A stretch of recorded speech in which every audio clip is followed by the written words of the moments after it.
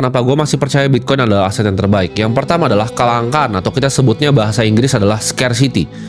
Bitcoin ini adalah kelangkaan yang diprogram secara matematis, ya.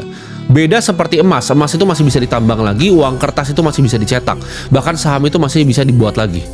Poin kedua yang penting selain kelangkaan, ya kita semua tahu Bitcoin adalah aset yang langka. Tapi poin penting kedua adalah desentralisasi, ya.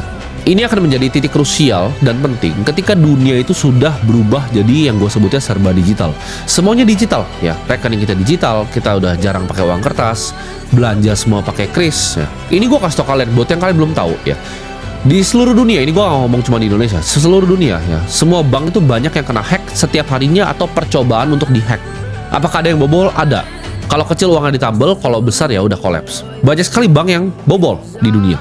Antara kalau besar banget nasabahnya banyak yang teriak itu di cover sama berita, kalau nasabahnya nggak teriak ya itu udah di cover sama banknya.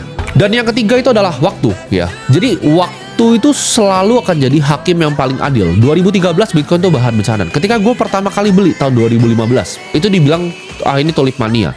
2020 narasinya sudah berubah ketika Michael Saylor masuk, itu jadi emas digital. Dan di 2025 ini udah jadi strategic reserve di berbagai negara, teman-teman, ya. El Salvador, kita lihat juga di Bhutan itu jadi reserve negaranya. Negara adidaya seperti US.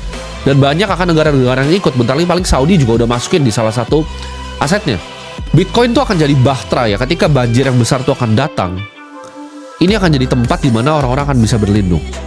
Melindungi nilainya, ya. Uang dari hasil kerja kerasnya dilindungi nilainya. Ketika misalnya bank pribadi lu bisa dibekukan, Bitcoin itu akan jadi aset yang justru tidak akan pernah bisa diambil. Tapi kalian harus pelajari teknologinya, gitu. Jangan cuma sekedar hanya beli di exchange, kalian harus pelajari apa itu self custody, teknologinya cara kerjanya seperti apa sih, apa itu private key, apa itu public key. Pelajarin secara detail.